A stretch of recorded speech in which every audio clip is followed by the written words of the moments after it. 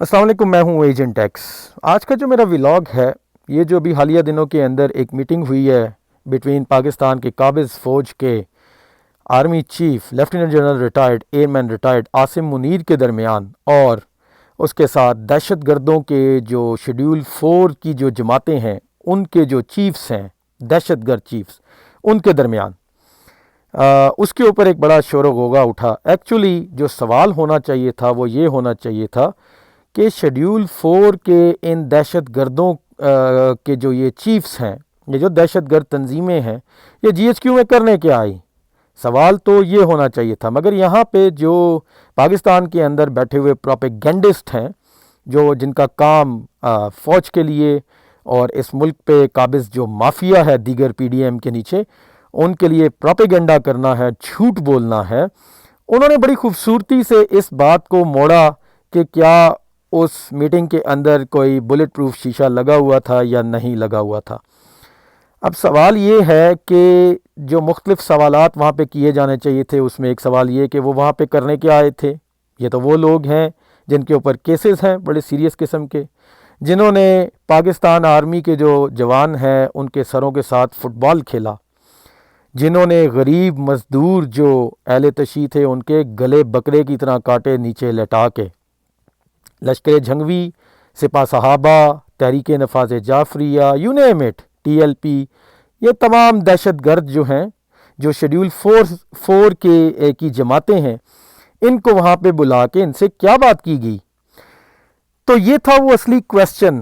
اور وہ جو منٹس تھے وہاں پہ کیا باتیں ہوئی، اس کے اوپر ہونا چاہیے تھا پروگرام، یہ کنسرن ہونا چاہیے تھا۔ یہ علیحدہ بات ہے کیونکہ یہ فوج کے پالے ہوئے تمام دہشت گرد ہیں، سو لہٰذا ان کا اصلی ٹھکانہ جی ایچ کیو ہی ہے، یہ تو بات ہمیں پتہ ہے۔ لیکن پھر بھی ایک عام آدمی پوچھتا ہے، دنیا میں آپ نے ایک ڈھونگ رچایا ہوا ہے کہ نہیں ہم ان کو پیٹرنائز نہیں کرتے، تو سوال تو جو پاکستان کے سو کالڈ جرنلسٹ تھے ان کا یہ ہونا چاہیے، مگر یہاں کیا بتایا گیا کہ دیکھیں جی وہ ایک شیشے کی بات ہو رہی ہے کہ ہمارا تو جو ریٹائرڈ ایئرمین ہے یہ بہت دلیر ہے، اور اس کے بارے میں کہا جا رہا ہے کہ جی بلٹ پروف شیشے کے پیچھے جا کے کھڑا ہو گیا۔ ایک وہ میرا میزبان، ایک وہ لونڈا لپاڑا ہے، آج کل وہ نیا ماؤتھ پیس بنا ہے شاید کامران خان کی جگہ، اس نے یہ سارا پروگرام کیا۔ میں آپ کو، حالانکہ میں اس کے اوپر زیادہ بات کرنا نہیں چاہتا تھا، لیکن میں آپ کو ایک چیز بتا دوں کہ یہ جو اس کا lieutenant general retired Asim Munir illegal army chief جو ہے،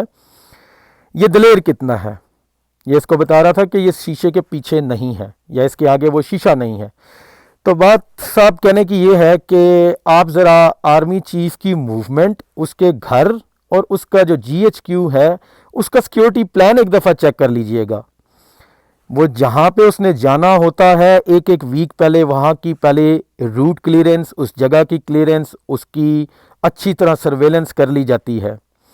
پھر وہاں پہ موومنٹ جو ہے وہ ریسٹرکٹ کر دی جاتی ہے۔ یہ تو عام جگہوں کی بات ہے، جو ان کے اپنے آفیسز ہیں، گھر ہو گیا، جی ایچ کیو ہو گیا۔ G H Q Pervez Musharraf کے آنے سے پہلے یہ اتنا پھیلا ہوا نہیں تھا، اور اس کا سیکیورٹی پلان اتنا زیادہ تھا بھی نہیں۔ اس کا جو سیکیورٹی پلان تھا وہ بیسیکلی مشرف کے اوپر جو حملہ ہوا اس کے بعد انہوں نے کافی زیادہ بڑھا دیا۔ پہلے جو ہے یہ بلیو لیگون کی بیک سائڈ پہ ایک چھوٹی سی جگہ ہوتی تھی، جگہ چھوٹی تو نہیں تھی لیکن پھر بھی مناسب جگہ تھی، جس کے اندر جی ایچ کیو کے مختلف آفیسز تھے۔ مگر اس کے بعد یہ جو میٹرو کا جو آخری سٹاپ ہے راولپنڈی بینک روڈ تک، وہاں تک آگے سیکیورٹی پکٹس وہاں پہ آ گئی۔ دوسری طرف وہ کانوینٹ سکول کے پیچھے چلی گئی، وہ ہلال روڈ سے بھی آگے نکال لی، آرمر میس کے شروع میں جا کے انہوں نے جو کہ جی ایچ کیو سے بہت آگے ہے وہاں پہ پکٹس بنا لی۔ اس کے بعد جو جی ایچ کیو کا اپنا سیکیورٹی پلان ہے، اس کے 7 گیٹس ہیں، جو اس کا ایک گیٹ ہے اس گیٹ کے اندر سے جنرل نمبر 1 گیٹ جو ہے وہاں سے آتے ہیں، جو اس کا نمبر 2 گیٹ ہے وہاں سے retired army officers, ex service men آتے ہیں، جو اس کا تیسرا گیٹ ہے وہاں سے جو آرم فورسز کی فیملیز ہیں وہ آتی ہیں، جو اس کا چوتھا گیٹ ہے وہ مختص ہے خاص طور پہ مجرم نواز شریف، اس کی نائٹی پہنی ہوئی بیٹی کے لیے، اور ڈگی میں چھپ کے آنے کے لیے شہباز شریف کے لیے، اس کو گیٹ نمبر 4 کہتے ہیں۔ اس کے بعد جو گیٹ نمبر 5 ہے وہ فارن ڈگنیٹریز کے لیے ہے، جو گیٹ نمبر 6 ہے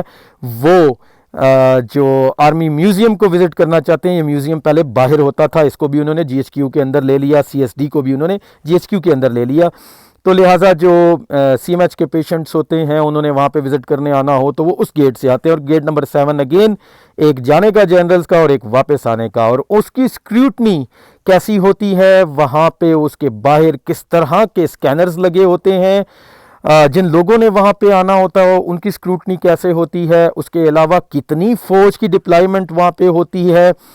ایم آئی وہاں موجود ہوتی ہے، آئی ایس آئی وہاں موجود ہوتی ہے، ملٹری پولیس وہاں موجود ہوتی ہے، ریگولر پولیس کی ایلیٹ یونٹس، ریگولر پولیس کی جو انٹیلیجنس کی یونٹس ہیں وہ موجود ہوتی ہیں، اس کے علاوہ ایس ایس جی کے اسکواڈز وہاں پہ موجود ہوتے ہیں، پری بمب اٹیک ڈسپوزل اسکواڈ جو ہے وہاں موجود ہوتا ہے، آفٹر بم ڈسپوزل جو اسکواڈ ہے وہ وہاں پہ موجود ہوتا ہے، اس کے علاوہ وہاں پہ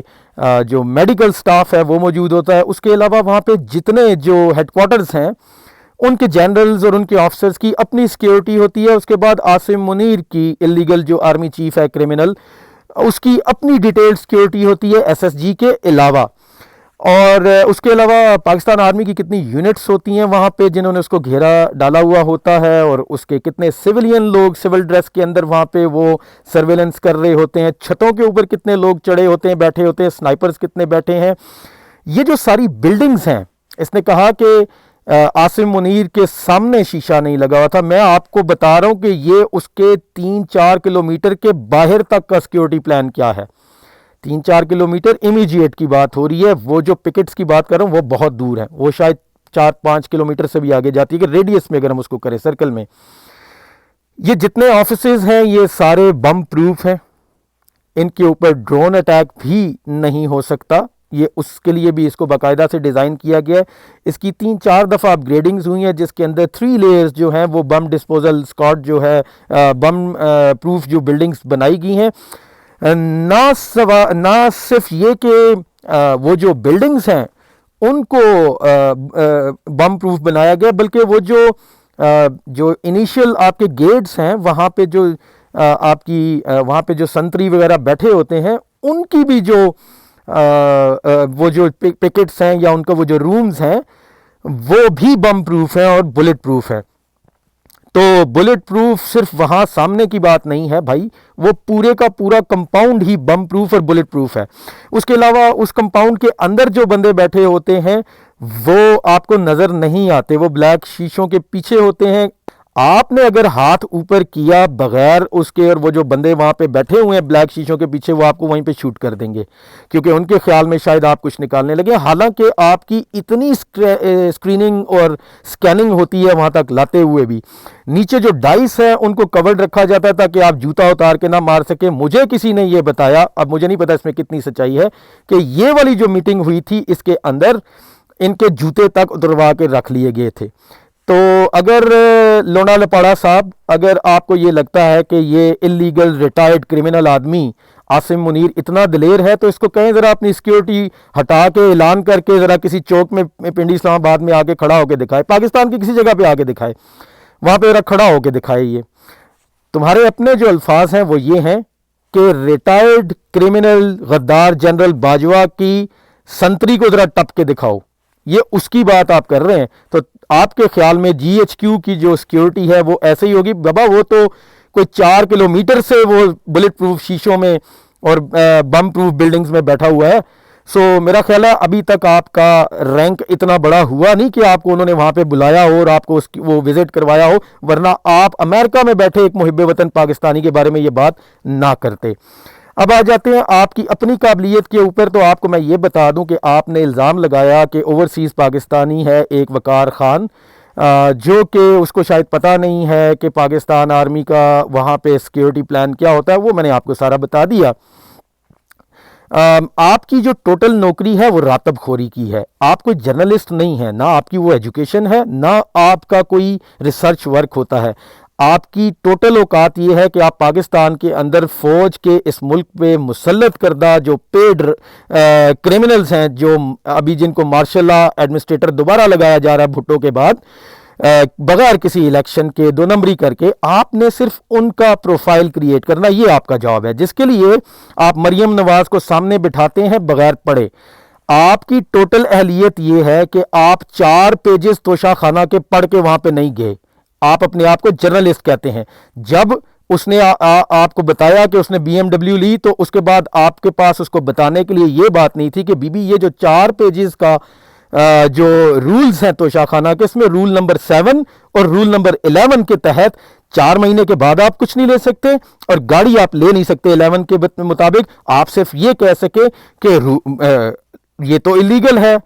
رول کہتے ہیں کہ یہ تو الاؤڈ نہیں ہے، کیونکہ آپ کو خود پتہ نہیں ہے، آپ کا یہ جاب نہیں تھا. اور اس کے بعد اس نے آپ سے وہ کٹوا دیا کیونکہ آپ اس کی PR کے لیے گئے ہوئے تھے، آپ کوئی جرنلزم کرنے نہیں گئے ہوئے تھے.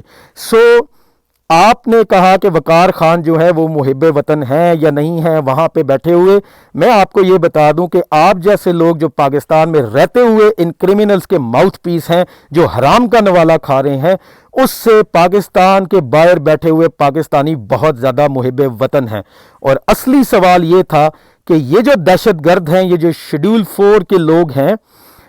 جن کو دہشت گرد ڈکلیئر کیا گیا، بالکل ٹھیک ڈکلیئر کیا گیا ہے، جنہوں نے لوگوں کے سروں سے فٹ بال کھیلے، وہ وہاں پہ کیا کر رہے تھے؟ یہ علیحدہ بات ہے کہ ان کی اصلی جگہ یہی ہے، کیونکہ یہ انہی کے پالے ہوئے دہشت گرد ہیں، کیونکہ یہ خود دہشت گرد ہیں. جس طرح پاکستان میں ایک عام نعرہ لگتا ہے، مریم نواز نے بھی اس کو لگایا بائی دا وے، کہ یہ جو دہشت گردی ہے اس کے پیچھے وردی ہے. ہم سمجھتے ہیں، ہم یہ جانتے ہیں کہ ان کو پتہ ہے کہ سرویز کرانے کے بعد ان کو سمجھ آ گئی ہے کہ پاکستان کی عوام کسی صورت ان کا یہ مسلط کردہ، یہ مجرم، یہ غدار civil martial law administrator Nawaz Sharif, جو کہ بھٹو کے بعد 71 کے بعد دوسری دفعہ یہ پاکستان کے اوپر کیا جا رہا ہے، وہ نہیں مانیں گے. میرے خیال میں ان کو یہ ڈر ہے کہ اگر پاکستانی عوام باہر نکل آئی تو شاید فوج کے اندر سے بھی لوگ ان کو گولی نہ ماریں، تو یہ جو دہشت گرد ہیں ان کے ذریعے عام پاکستانی نہتی عوام کو گولیاں مروائی جائیں گی. ہم ان کی ہر چال کو سمجھتے ہیں، لیکن حق اور باطل کی اس لڑائی میں جب 25 کروڑ ایک طرف ہو چکے ہیں، انشاءاللہ تعالی جیت ہماری ہے. ہم عمران خان کو رہا بھی کرائیں گے اور اس کرمنل عاصم منیر، ندیم انجم، فیصل نصیر اور اس کی PDM کو گرفتار بھی کریں گے اور کیفر کردار تک بھی پہنچائیں گے انشاءاللہ تعالی. آپ اپنی یہ بیہودہ قسم کی جرنلزم جاری رکھیے، ہم آپ جیسوں کا توڑ کرتے رہیں گے. پاکستان زندہ باد، عمران خان زندہ باد.